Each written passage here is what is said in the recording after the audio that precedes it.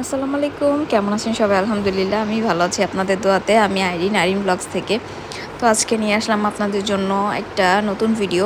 যদিও এটা পুরাতন ভিডিও এর আগেও একবার দিয়েছিলাম। তো অনেকে আবার কমেন্টসে জানতে চেয়েছিলেন আমাদের বাড়ির পুরো ভিডিওটা দিতে মানে দেখতে চেয়েছিলেন। তো এটা হচ্ছে মেইন গেট, দেন হচ্ছে এটা বাড়ি এখনও রং করা হয় নাই, আরও ম্যাক্সিমাম 20% কাজ আরও অনেক বাকি। তো তারপরও আপনারা দেখতে চেয়েছেন বলে আরেকবার আর কি আপনাদের সাথে শেয়ার করলাম। যদিও ছোটোখাটো বাড়ি, এত আহামরি কিছু না, তারপরও আমাদের জন্য অনেক মানে আমাদের জন্য অনেক কিছু। তো ছোটোখাটো মানে সবারই সব থেকে গ্রামে একটা বাড়ি। তো এর আগে আমাদের ছিল না, আমরা গিয়ে ছিল আর কি এরকম পাকা বিল্ডিং ছিল না। তো অন্যরকম ছিল, মানে টিন সেট আগের যুগের বাড়ির মতো। তো এখন হচ্ছে যে আমার শ্বশুরবাড়ি সম্পত্তি ভাগাভাগি হওয়ার পরে দেন আমার শ্বশুর যা পেয়েছে সেখানে হচ্ছে আমরা একটা স্থায়ীভাবে একটা বাড়ি আর কি আমরা কমপ্লিট করেছি আলহামদুলিল্লাহ। তো এটা হচ্ছে আমার শ্বশুর বাড়ি। আমার শ্বশুর বাড়ি কুমিল্লাতে মুরাদনগর থানাতে মেবি। হ্যাঁ, মুরাদনগর থানাতেই। তো আমি হচ্ছে কয়েকবার গেছি, এর কারণে হচ্ছে যে আগে যাই নেই। তো বিয়ের অনেক বছর পরে আর কি যাওয়া। তো আগে যেহেতু ওরকম ঘরবাড়ি ছিল না, থাকার মতো স্পেস ছিল না, তাই হচ্ছে গিয়ে সেরে থাকা হয়নি। তো এখন ইনশাল্লাহ রেগুলার যাওয়া হবে আর থাকা হবে। বাচ্চাদের ভ্যাকেশনের জন্য একটা স্থায়ী জায়গা পেলাম আর কি। তো এটা হচ্ছে পুরো বাড়িটা অনেক সুন্দর একটা জায়গার মধ্যে। পিছনে হচ্ছে পুকুর আছে, মানে এই পুকুরটার জন্য বিশেষ করে বাড়িটা এত ঠান্ডা থাকে ভিতরে। রাতের দিকে অনেক ঠান্ডা লাগে। আর মোটামুটি গাছগাছালি ছিল, সেটা কেটে ফেলা হয়েছে, গাড়ি ঢুকানো যায় না দেখে। তো এই যে হচ্ছে সিঁড়িতে হচ্ছে এটা গেটটা মেন গেট, মানে বাসার মেন গেট। দেন হচ্ছে একটা বড় বারান্দা রাখা হয়েছে। তো এটা পুরো হচ্ছে যে আমরা শ্বশুর নিজে ডিজাইন করে বানাইছে। ছোটোখাটো একটা রান্নাঘর করছে। যদিও আমরা এখানে একদিন থাকি, আর যদি 2 দিন থাকা হয় তাহলে ঢাকা থেকে রান্না করে নিয়ে যাই, ওখানে গিয়ে জাস্ট গরম করে খাওয়া হয়। তো এই হচ্ছে দরজা একটা। তো এটা হচ্ছে ঘরে ভেতরে। তো ফার্নিচারগুলো আমাদের বাসার পুরনো ফার্নিচারগুলো দিয়ে আপাতত মানে থাকার জন্য করা হয়েছে। দেন হচ্ছে আস্তে ইনশাল্লাহ আমরা আরও পুরোপুরি আরও সুন্দর করে কমপ্লিট করবো। তো এটা হচ্ছে বারান্দা, মানে জানালা, ডাইনিং রুম না, এটা হচ্ছে এটার পাশে আবার একটা বাথরুম আছে। তো টোটাল 2টা বাথরুম করা হয়েছে। আর হচ্ছে একটা হচ্ছে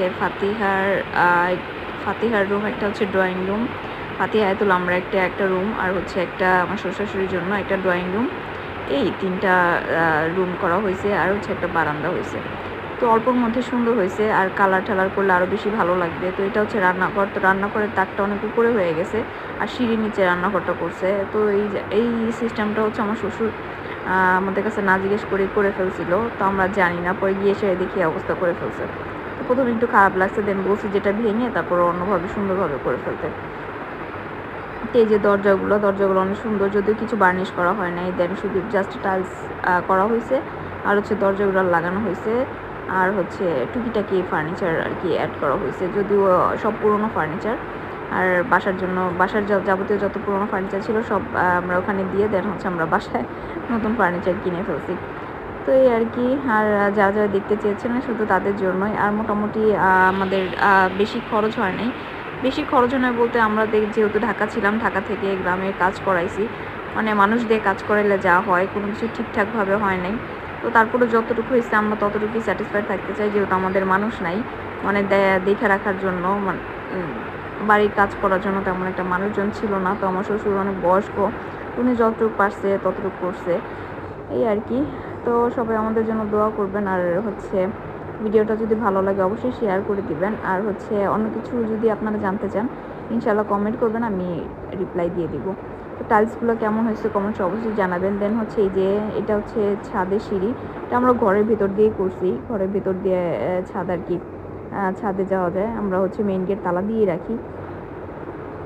দেন ছাদটা অনেক সুন্দর, বিকেলে গেলে খুব শান্তি লাগে এই যে ছাদটা। তো এর কোনায় আবার আমার শ্বশুর আমার জন্য একটা চুলাও করছিল, এটা অনেক পরে করছিল। আর এই যে ছাদও আল্লাহর রহমতে বাউন্ডারি দেওয়া হয়ে গেছে। তো এখন শুধু জাস্ট কালার বাকি, আরও কিছু টুকিটাকি কাজ বাকি। এগুলো হইলে ইনশাল্লাহ বাড়িটা অনেক সুন্দর হবে আর ফুল কমপ্লিট হয়ে যাবে। তো ইনশাল্লাহ ফুল কমপ্লিট হলে আপনাদের জন্য অবশ্যই আমি ভিডিও শেয়ার করব। আর এই যে দেখেন কি সুন্দর, ছাদ থেকে দাঁড়াইলে এই পুকুরটা দেখা যায়। আর এখানে ভিডিও আপনারা অবশ্যই দেখবেন। তো ভালো থাকবেন, আমাদের জন্য দোয়া করবেন। আসসালামু আলাইকুম।